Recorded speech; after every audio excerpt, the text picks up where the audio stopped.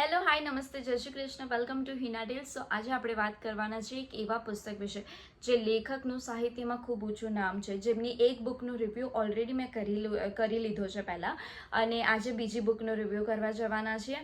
તો એ પુસ્તકનું નામ છે અલબ ઝલબ. ખૂબ જૂની પુસ્તક છે, મેં સલોટેપ લગાડી છે કારણ કે તૂટી ગઈ હતી. તો જો અગર તમને ગુજરાતી સાહિત્યમાં રસ હોય કે પછી નવલકથા વાંચવામાં રસ હોય, પ્રેમ લવ સ્ટોરી વાંચવામાં રસ હોય, તો તમે આઈ એમ શ્યોર કે તમે પન્નાલાલ પટેલની બધી જ પુસ્તકો વાંચી શકો છો. કારણ કે પન્નાલાલ પટેલ એ એવી લવ સ્ટોરી લખે છે, એવી નવલકથા લખે છે જે આઈ ડોન્ટ થિંક સો તમને કોઈ પણ મૂવીમાં જોવા મળશે એવી લવ સ્ટોરીઝ, કે પછી કોઈ બીજા આજના લેખકો લખી શકશે એવી નવલકથા, એવું મને પર્સનલી ફીલ થાય છે. બટ અગર જો તમને સાચે ગુજરાતી વાંચવું હોય, વાર્તા વાંચવાની, ચોપડી વાંચવાની શરૂઆત કરવી હોય તો તમે પન્નાલાલ પટેલથી શરૂ કરી શકો છો.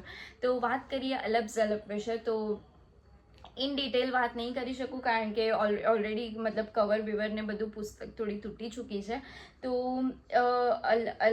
નામનું ટાઇટલ ખૂબ સરસ આપ્યું છે, ફોન્ટ ખૂબ સરસ યુઝ કર્યા છે, અલબ ઝલબ, અને પન્નાલાલ પટેલ દ્વારા લખાયેલી છે. અરાઉન્ડ સાધના પ્રકાશન છે અમદાવાદથી, અને પહેલી આવૃત્તિ જાન્યુઆરી 1973માં પબ્લિશ થઈ હતી, અને મારી પાસે છઠ્ઠી આવૃત્તિ છે. તો અને આ કવર પેજ બનાવનાર ચિત્રકારનું નામ છે ચિત્રકાર જય પંચોલી. તો અલબ ઝલબ સાધના પ્રકાશન, ટોટલ 44 સ્ટોરીઝ છે આવી રીતે કરીને અલગ અલગ, અને પેજીસ છે બુકના 241, 241.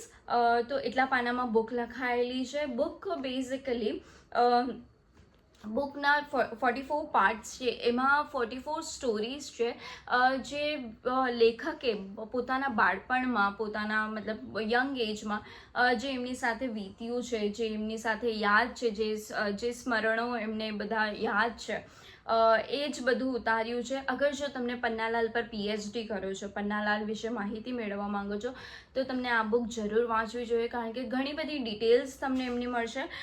મને આની અંદર સૌથી પહેલા પેજ પર લેખકે જે લખ્યું છે અલબ ઝલબમાં, એ ખૂબ સરસ લખ્યું છે. હું તમને વાંચીને બતાવું કે પણ મારું પોતાનું એમ માનવું છે કે બચપણમાં માણસ જેટલો ઘડાય છે એટલો મોટી ઉંમરે ઘડાતો નથી. આપણે જાણીએ કે મોટી ઉંમરે સમજણ વધી એટલે, પણ સમજણની સાથે સાથે આપણા ગમા અણગમા પણ એટલા જ વધે છે, અને એમાંથી પછી પૂર્વગ્રહોનો ઝાડા ઉપર ઝાડા રચાઈ જાય છે. તો ખૂબ સરસ વાત કરી છે કે બાળક નાનપણમાં જે હોય ને એ બહુ પ્યોર હોય છે.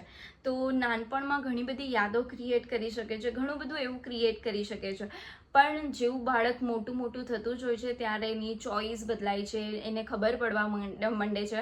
બેઝિકલી પોલિટિક્સ ઘરની છે, ફેમિલીની છે, સંસારની છે, આજુબાજુવાળાની છે, બધાની પોલિટિક્સ સમજમાં આવે છે કે પછી કોણ વ્યક્તિ સારું છે, કોણ વ્યક્તિ ખરાબ છે, ઓવરઓલ બધું આપણને ખબર પડવા માંડે છે, અને એનો ભાર આપણા પર લાગવા લાગે છે.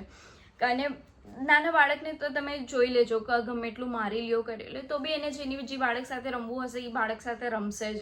એ તમે ગમે એટલું વઢી લ્યો, એ તમારું નહીં માને. તો બસ એવી રીતે જ લેખક કહે છે. હર એક સ્ટોરી કંઈક એમના જીવનના લગતા વળગતા પ્રસંગની છે, જે રિયલ સ્ટોરી છે, જે એમની સાથે વીતી ગયું છે, એ બધી સ્ટોરી છે. તો ઘણી બધી સ્ટોરીઝ છે જે મારી બહુ ફેવરેટ બની ગઈ છે. વાંચવાની ખૂબ મજા આવે છે. એન્ડ સુધી તમારો ઇન્ટરેસ્ટ ક્યાં પણ ખોવાતો નથી. સ્પેશિયલી વિદ્યાનું ઘર છે, જે પહેલી સ્ટોરી છે. પછી માતાનું મૃત્યુવાળી સ્ટોરી છે. પછી ભણેશ્રી વાળી સ્ટોરી છે, એ તો સુપર્બ છે. ભણેશ્રી વાળી તો સ્ટોરી હું જલ્દી જ આ ભણેશ્રી વાળી સ્ટોરીનો યુટ્યુબ પર વિડીયો બનાવીશ, કારણ કે નવું સ્ટાર્ટ કરવાની છું, જ્યાં તમને આવી શોર્ટ સ્ટોરી તમને હું વાંચીને સંભળાવીશ, જેથી કરીને જો તમારી પાસે પુસ્તક ના હોય તો પણ તમે સાંભળી શકો એ વાર્તાને.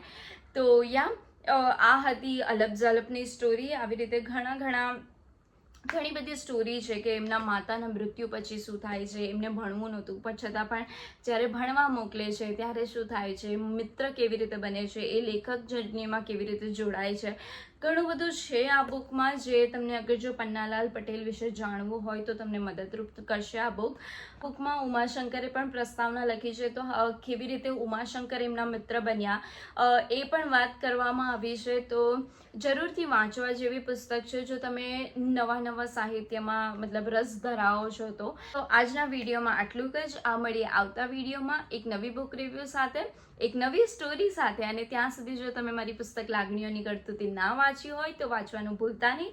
લિંક હું ડિસ્ક્રિપ્શનમાં આપી દઈશ, ત્યાંથી ખરીદી શકો છો તમે. અને ચેનલને સબસ્ક્રાઇબ કરવાનું, વિડીયોને લાઇક કરવાનું અને મિત્રો સાથે શેર કરવાનું ભૂલતા નહીં. ત્યાં સુધી આવજો. Tata, bye bye.